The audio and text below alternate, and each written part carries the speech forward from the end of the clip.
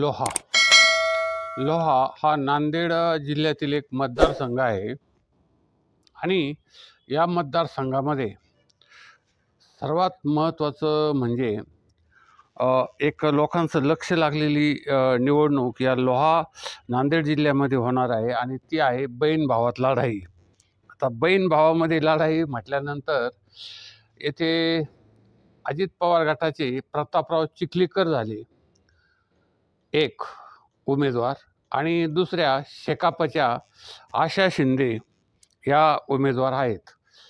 तर आता या दोन उमेदवार हे बहीण भाऊ आहेत, प्रतापराव चिखलीकर आणि आशा शिंदे। तर अजित पवार गटाचे प्रतापराव चिखलीकर आणि शेकापच्या आशा शिंदे यांच्यातली ही लढत थोडी तुल्यबळ अशीच होईल असं एक वाटतं।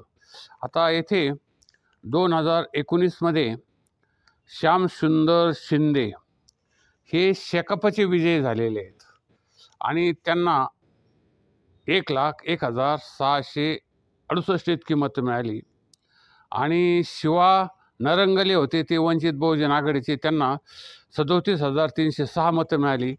म्हणजे श्यामसुंदर शिंदे हे जवळजवळ एक 75,000 इतक्या मतांनी निवडून आले।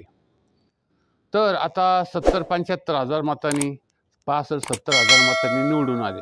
पण येथे महत्त्वाची गोष्ट म्हणजे आता ह्या जिल्ह्यामध्ये मराठा आरक्षण आंदोलनात येथील कार्यकर्ते नेहमी सक्रिय राहिलेले आहेत या जिल्ह्यामध्ये।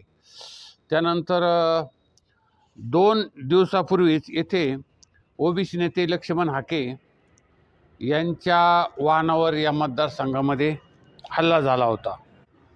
त्यानंतर कंधार तालुक्यातील गवळ येथील मूळ पैदाचा असलेल्या लाल कंधारी गाई वळू संवर्धनासाठी कंधार येथे लाल कंधारी गो संवर्धन केंद्र उभारलं होतं, परंतु ते बीड जिल्ह्यातील अंबाजोगाई येथे स्थलांतरित केले आहे। लोहा मतदारसंघात सिंचन आणि बेरोजगारीचा प्रश्न कायम आहे। या भागात रोजगारासाठी कोणताच उद्योग नाही की सिंचनाचा मोठा प्रकल्पही या भागात नाही आहे। आता या बहीण भावाच्या भांडणामध्ये फायदा इतर उमेदवार घेण्याच्या तयारीत आहेत। आशा शिंदे यांनी शेकापने तर उद्धव सेनेने एकनाथ पवार यांना उमेदवारी दिल्याने आघाडीत बिघाडी झाली आहे। तर वंचितकडून हे शिवा नरंगले हे परत निवडणुकीत उभे आहेत।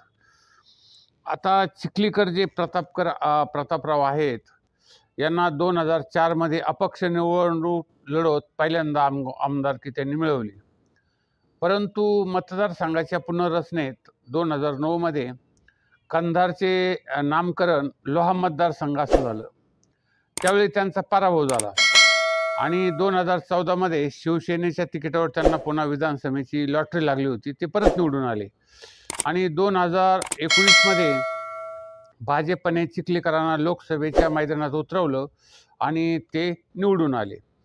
आता त्यानंतर ते खासदार झाल्यामुळं त्यांनी आपले वजन दाजी श्यामसुंदर शिंदे यांच्या पारड्यात टाकलं, त्यामुळं शिंदे आमदार म्हणून निवडून आले। पण काही दिवसातच दोघांमध्ये राजकीय वैर निर्माण झालं, ते आजही कायम आहे। आता बहीण आशा शिंदे विरुद्ध भाऊ प्रतापराव चिखलीकर अशी लढत या मतदारसंघामध्ये आहे आणि त्यामुळं या मतदारसंघामध्ये भाऊ विरुद्ध बहीण असा एक महत्त्वाचा सामना होत आहे। कारण आशा शिंदे या शेकापच्या आणि भाऊ प्रतापराव चिखलीकर हे अजित पवार गटाचे। आता प्रतापराव चिखलीकरांनी अनेक पक्ष बदलले, ते भाजपमध्ये होते, ते शिवसेनेमध्ये होते, ते आता अजित पवार गटात गेले। तर आणि त्यांचं मिळवण्याचं काय राजकीय वैर जे असलं तरीही आशा शिंदे ह्या निवडून येण्याची शक्यता यावेळेस येथे सर्वात जास्त आहे।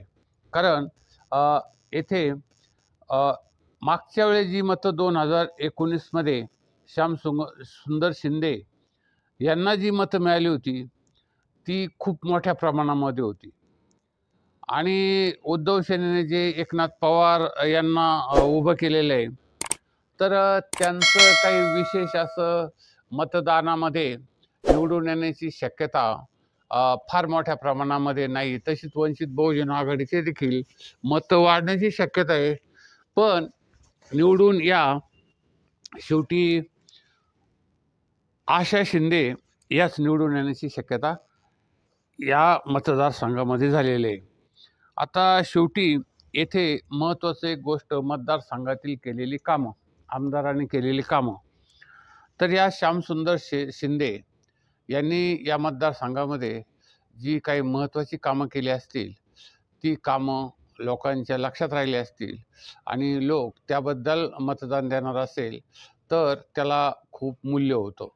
पण आता अजित पवार गटाचे जे प्रतापराव चिखलीकर आहेत म्हणजे निवडणुकीमध्ये, तर यांचं कसा काय प्रकार होतो ते एक महत्त्वाची गोष्ट यावेळेस आहे.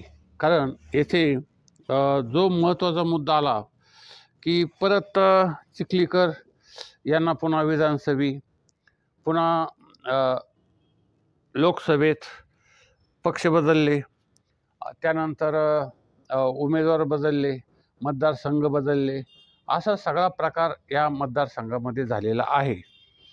आणि यानंतर याच वेळेस संपूर्णपणे मतदारसंघामध्ये चांगल्या पद्धतीचं काम असेल तर ते लोक निवडून येतात. पण श्यामसुंदर शिंदे यांचं काम चांगलं असल्यामुळं आणि शेतकरी कामगार पक्षाचे उमेदवार असल्यामुळं लोक त्यांना जास्त प्रमाणामध्ये निवडून देण्याची शक्यता आहे. सर्वत्र जर आपण बघितलं तर लोक मतदारांच्या, आमदारांच्या कार्यावरच मतं देतात.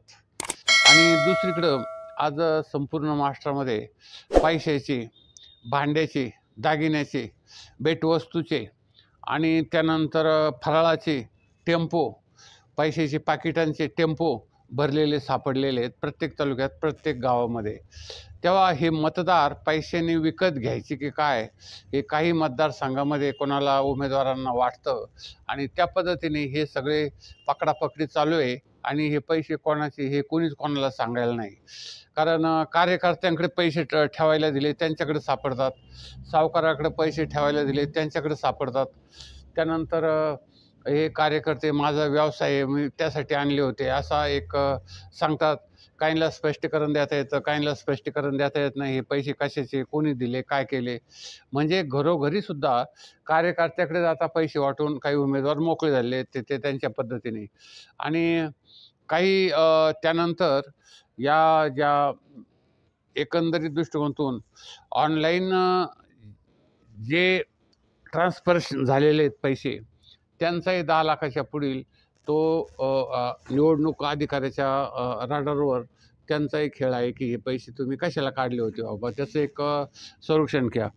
तेव्हा जो या 2-3 गोष्टी जो मतदारांना भुलवल, मतदारांना काही वाटप करेल किंवा मतदारांना काही लाडकी बहीण योजनेसारखं सांगेल की तू पैसे दिलेले म्हणून आम्हाला, आम्ही पैसे दिले तुला म्हणून आम्हाला मत द्या, अशा पद्धतीचं काय जर घडलं तर काय सांगता येत नाही.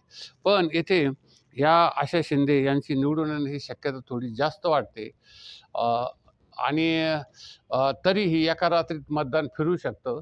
त्यामुळं एक रात्र ही कशाची रात्र असते हे काय अद्यापपर्यंत कुणालाच माहीत झालेलं नाही, पण बऱ्याचशा उमेदवारांना आणि कार्यकर्त्यांना माहीत आहे. तर आमचं हे ATM न्यू वर्ल्ड चॅनल जास्तीत जास्त महाराष्ट्रामध्ये लाखो लोक बघत असतात. आपणही या चॅनलला जास्तीत जास्त सहकार्य करा, शेअर करा, लाईक करा आणि आमच्या चॅनल बघून, पूर्ण चॅनल व्हिडिओ बघून जास्तीत जास्त सबस्क्राईब करा.